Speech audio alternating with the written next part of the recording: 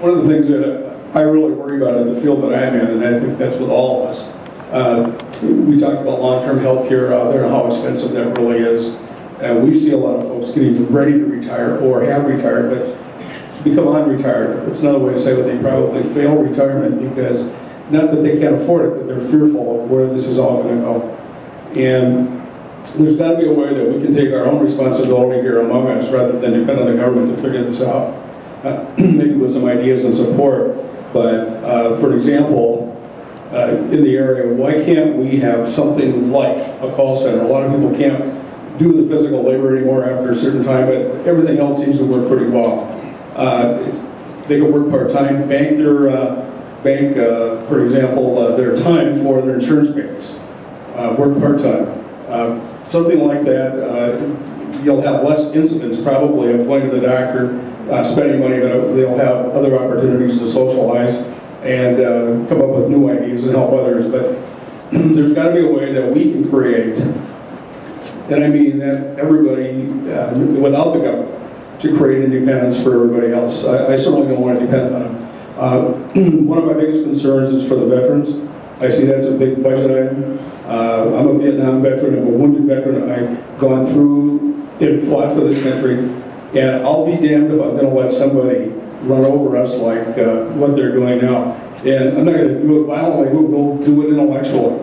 But with respect to everybody who has died, been hurt in this world, to let these folks run and do what they're doing. And for Harry Reid to say yesterday he's going to table the budget so nobody can get to it, or not have a budget in this country, is just, to me, un-American all the way around. And I won't put up with it as an individual, and I'll do whatever I have to do out here to help others do what they need done. And it might be a little thing, might be something better than that, but that's kind of how I see it.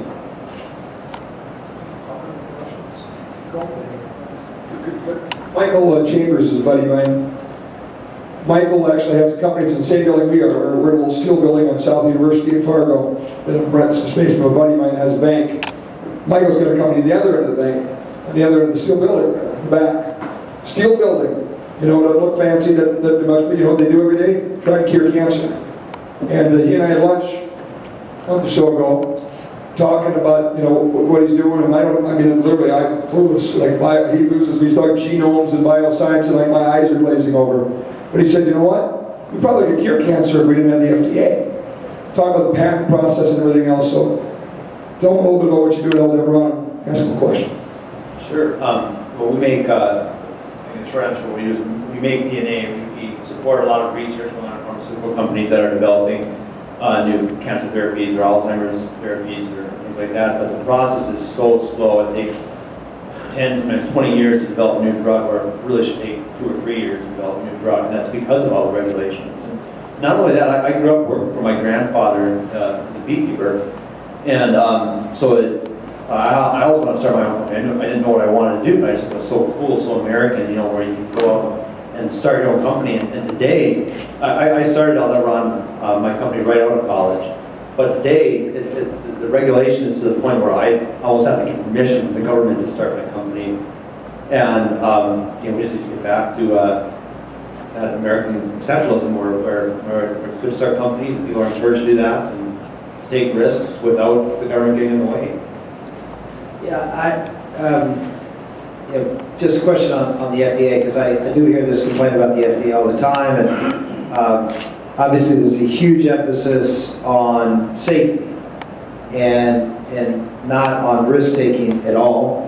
I assume a big part of that is the medical liability system and the potential downside for the risk of adverse consequence to a therapy, correct? Our world has risk, you know, and that's just the way it is. I mean, we're people, there's this myth that we can de-risk everything we can. And the fact is that there are drugs out there that can help millions of people, but, you know, there might be hundreds of people that have adverse effects of those drugs, and we can't stop the development of those drugs. If the FDA was the FAA, there wouldn't be a plane in the sky. And they would say, you want to take 100 people, put them in a hollow tube and do what with them? Yeah. You know, and so we need to get that risk-reward quotient worked out. Great. No, but that seems to be the big the big hesitancy on the part of the government, and we see it. You see it really spread throughout. I mean, science has reached beyond where bureaucrats can understand. And look at the EPA. I mean, we have all these regulations, the EPA, that would never have been in place 40 years ago. Why? Because we couldn't measure what we can measure now.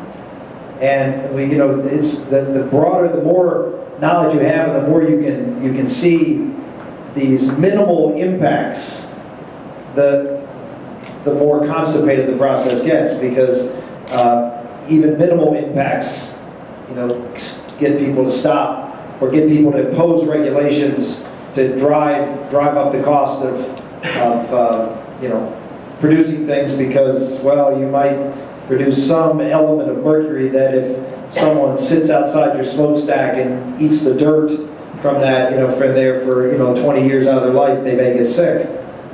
Well, it is absurd. And it is a risk where it's always cost benefit, and we've got to the point where we are so consumed with any adverse consequence that we don't do anything. And that's a discussion that we really need to have with the American public. I mean, the public, I don't think has no understanding of how much government is constraining the, you know, progress because of really bad science and an aversion to risk. I agree with you. Question? Go ahead. First of all, I hope you didn't enough sleep. It's overrated. I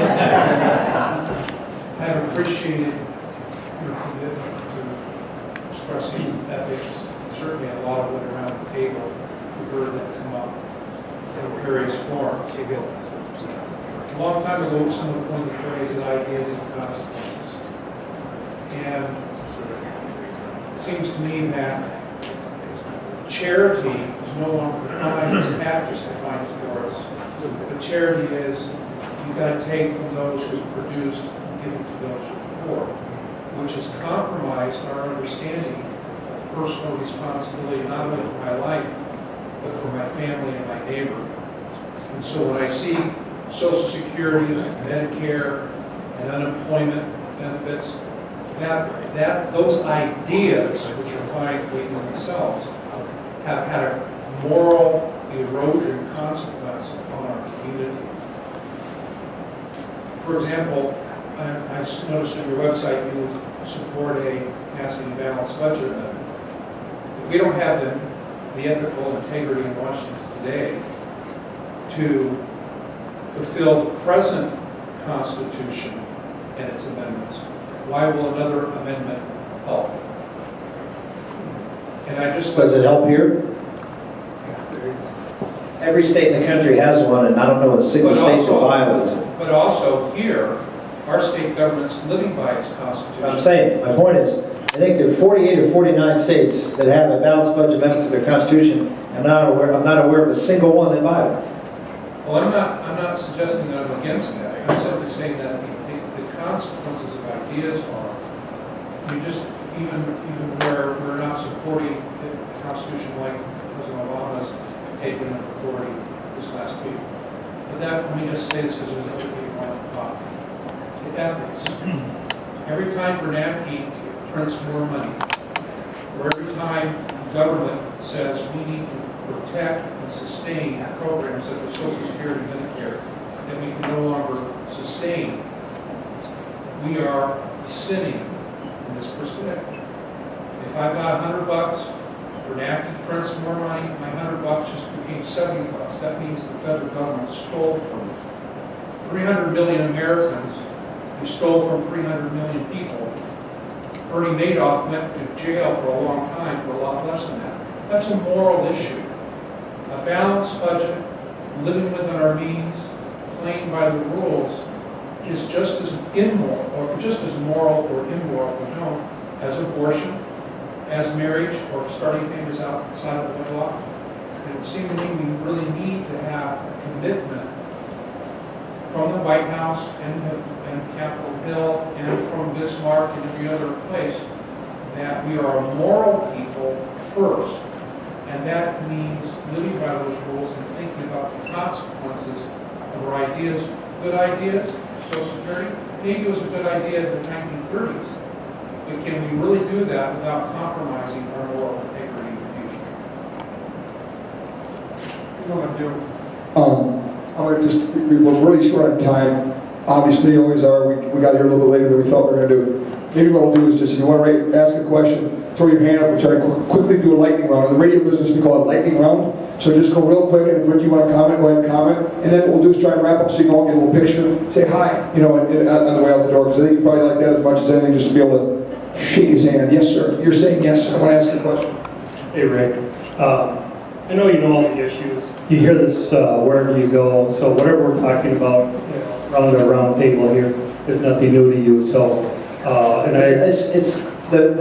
There is always something new. There's always a little different nuance. I mean, I've learned things already, but just actually hearing the constancy of the message, I think you all heard sort of the same things. Was government overreach, government regulation? That was a pretty common theme around the room. So hearing that is actually a good reinforcer for me. So don't think that it isn't helpful. well, I appreciate it, and I really appreciate your message. And the question that I have for you, Rick, everything is so deep and rooted in what's going on in America today, but one of the concerns that I have, and Bob touched on it a little bit, is we have poor children that age from age 30 to our youngest daughter's back here, that's 13. They've all gone to Catholic school. We've got 3 of them, 2 of them graduated from college and one's in college. Our concern is that the young kids coming into college, they're paying 8.5% to 9.5% interest rates. I've never seen as many kids in my life moving back home with their mom and dads. These are issues that are on the campaign trail that I think if you were to take a look at how to get the young voters and how to get these people more energized, because I talked to my son today, he's with Hobart International, the one that just graduated from the University of St. Thomas out of St. Paul, Minnesota. And I asked him, what is the concern of yours as a young adult that's out in the marketplace? And he's seen a lot of good kids that are moving home, they're coming out of school, they can't find education. I've got a daughter that teaches in Rogers, Minnesota, outside of Minneapolis. She's a Catholic school teacher, but her loans are so heavy that it's as much as her house payment, her mortgage, and they're so strapped that they can't breathe. Here's what I would say to you. Anybody have a good idea of how to fix this problem? Right? Stop borrowing money to go to school. And then you don't go to school. School is, my one son at St. Thomas is $40,000 a year. The universities here are $15,000 to $18,000 a year. But the question I have for you, Rick, my biggest concern is you know all the issues that are out there. You're doing a good job of trying to get the message out. My really concern is how do you get the young voters and how do you get the voters to vote for you, and how do you beat the national media?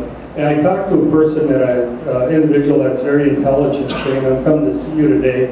And they said, well, I don't know who's really in the Republican Party that I would vote for. And I said, well, why do you ask that? But as somebody that listens to the news, doesn't do any research, I listen to multiple stations, read the paper. And my concern is how do you fight the national media to get your point across on the issues? We all know the tax issues, but there's so many other issues that you get voters to the table. How are you going to break through the media to get these people to hear your message with the technology today? There's so many mediums out there. How can you break through the national media to start getting people to hear the underlying word besides taxes and everything else? Well, I would make the argument that the national media isn't nearly as powerful as they have been in the past. I wouldn't be here if the national media was as powerful as they have been. The social networking sites, which is where most young people get their news, and all of the, whether it's conservative talk radio or whether it's, again, social networking, websites, other alternative means of information now really dwarf what the mainstream media can do. And the mainstream media is trying to get into those alternative communication techniques, but I'm not concerned what the New York Times says about me. I don't care. They can write good things, they can write bad things. In the end, they write generally bad things about me. Almost all the mainstream media, if you see them now, they've been, now that I pop my head out, you think the mainstream media hated George Bush? They will hate me 10 times more than George Bush. Because I'm one of these unapologetic guys. I don't apologize for saying the things that I do, that I believe are true, and that are consistent with the Judeo-Christian values of this country. I'm not going to apologize for it. And they want someone who will apologize. They want someone who will back down and not stand up for their faith, and not stand up for limited government, won't stand up for confronting our enemies and pointing out the Islamist, or in fact radical Islamist and jihadist, and calling them for what they are. And that just drives the left crazy. I think that's an appeal to young people. Being out there and being forthright, being honest, being authentic, standing up and not running for the hills and trying to nuance every position that you have. I think that kind of clarity is ultimately going to be a very positive thing for us in dealing with young people, because they're looking for someone that they can trust. Because there's not a lot of trust out there about anybody in politics, much less someone running for president.